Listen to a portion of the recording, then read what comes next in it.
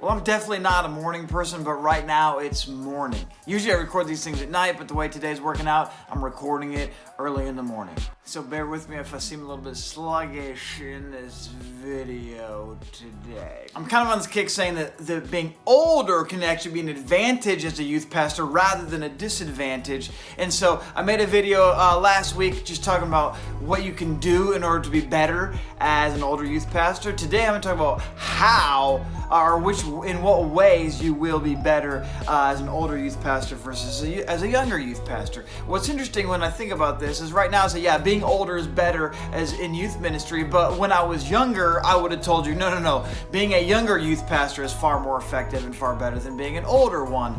And so I'm wondering if there, as I make this video, I'm wondering if there's anybody out there who would be willing to make a response video or maybe even do a collab with me where we could go back and forth talking about the values and advantages of being young in youth ministry in comparison to the values and advantages of being old in youth ministry, because I believe that there's advantages and positive sides and values to both being younger and being older, but they're just a little bit different. And so if you're out there and you're in maybe in your 20s and you think you have some good things to say about why being younger is better, make a video. That'd be epic. Or if you're connected with some people who are killing it and they're younger youth pastors, would love to get your thoughts on them and how being younger is helping them win in youth ministry. So anyways, without any further ado, I'm going to give you 10 ways that being older is an advantage in youth ministry. When I say older, I'm talking like 40s plus, like 40, 45, 50, 55 on up the chain.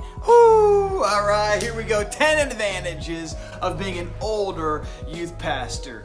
Number one, you finally got over trying to be cool. For some of you that took 10 or 15 years, for some of you that took 2 years, but now you can focus on what really matters. Number two, you have more confidence, more competence, and more humility. Now these are key because over the years, as you get more and more experience, you finally kind of like start to figure out what you're doing, so you at least somewhat know what you're doing. This gives you confidence. That added competence of the experience gives you confidence to know what you're doing. I know many younger youth pastors who, when they're young, they think they know exactly what they're doing, and that brings with it a little bit of arrogance because they don't actually know what they're doing all that much. They're just kind of making it up as they go. At least I was. But with age and experience also comes humility. You finally realized after years and years in youth ministry that this is not about you, that this is not even about your vision, but that you serve a greater vision of your pastor and of your church and all that kind of stuff. And so this humility that you have with age is a very good thing. According to God, humility is actually an advantage. Number three, you have enough experiences under your belt that it makes you a better coach and mentor for the youth leaders that you're investing in who are investing in students. When you're young, you're like, I don't know how to lead these leaders who are 30s and 40s. But when you get older, you just have more confidence, competence, all that stuff. So you're better able to lead leaders. You're better able to mentor younger leaders and older leaders. Number four, getting respect from parents and working with parents just is naturally easier when you're older. Unfortunately, if you're young, that's just some parents aren't going to give you the respect maybe that you deserve. As you get to the age of some of the parents, you just have that more naturally, and so it makes it easier and in some ways more effective to be able to partner with parents and work with parents and get respect from parents and relate to parents and all that kind of thing. So parent ministry is easier as an older youth pastor, at least for me, than it was when I was younger. With a caveat, as long as you're not still trying to act like you're 20 as a 45-year-old. Number five, like I mentioned in my previous video, that hopefully you'll keep getting better and better and better as you get older and older and older. If this is true, think about it. You're going to be far better in many different areas. You'll be a better preacher and teacher just because you've had more experience, had more time. You've gotten better and better and better. You'll be a better leader. Because you've gotten better and better and better over time. You'll be better at communicating with people. You'll be better at all the relationships that need to happen between other church staff. You'll be better at relating with parents. You'll be better at equipping volunteers and leaders. Here's the deal. As long as you keep getting better and better as time goes, you'll be far better in so many areas as an older youth pastor than you were as a younger youth pastor. I think it just makes sense. But here's the caveat, is that you have to continue to grow. You have to continue to be teachable. You have to continue to stay hungry and get better as time goes. It's very easy to have a tendency to I'm just going to coast. I figured this out. I'm just going to do what I've always done. I'm just going to stay. Don't do that.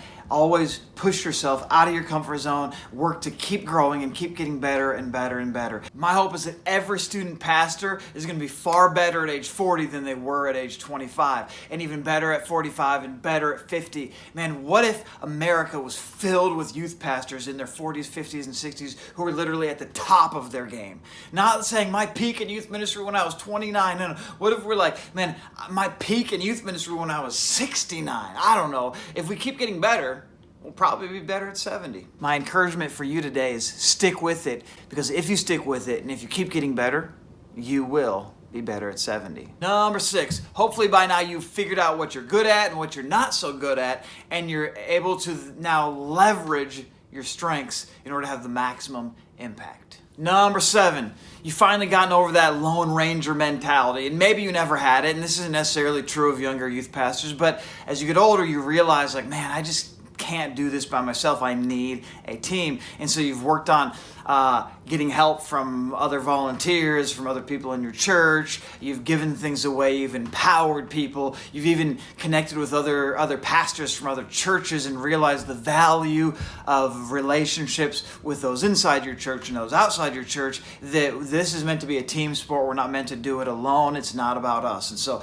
I think as older youth pastors, we get that more. And particularly those relationships that you've developed with key people in your church, and especially key youth pastors outside of your church, can become critical for you and your own personal health, especially when things are tough. Number 8, student pastors who are in their 40s and 50s, they've just had to go through so much stuff with students, with families, with leaders. Older youth pastors, they've been through the funerals. They've been through the weddings. You've been through students who are struggling. You've been through students who are pregnant. You've been through students whose parents are getting divorced, students whose families are broken and messed up, and you've had to deal with CPS, you've had to deal with abuse, and maybe you've even had to deal with harder things like students taking their own lives, or students that know students taking their own lives, or you've had to deal with kids really struggling with anxiety and depression.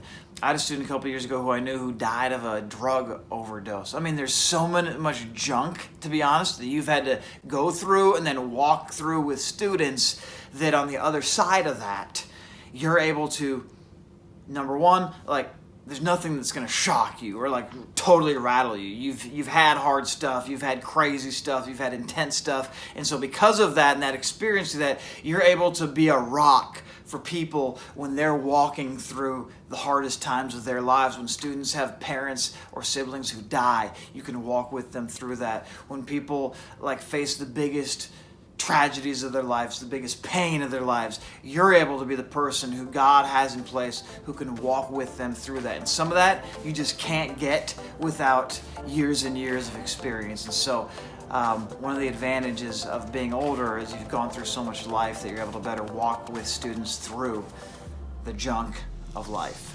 Number 9, you finally have a little bit of wisdom. If you've learned from your experiences over the years, you've gained a lot of wisdom. Hopefully as an older youth pastor, you've had enough experiences with all sorts of different things. You've failed enough times, and you've made enough mistakes. You've figured out how to develop systems, and you've figured out what strategies work, what things don't work.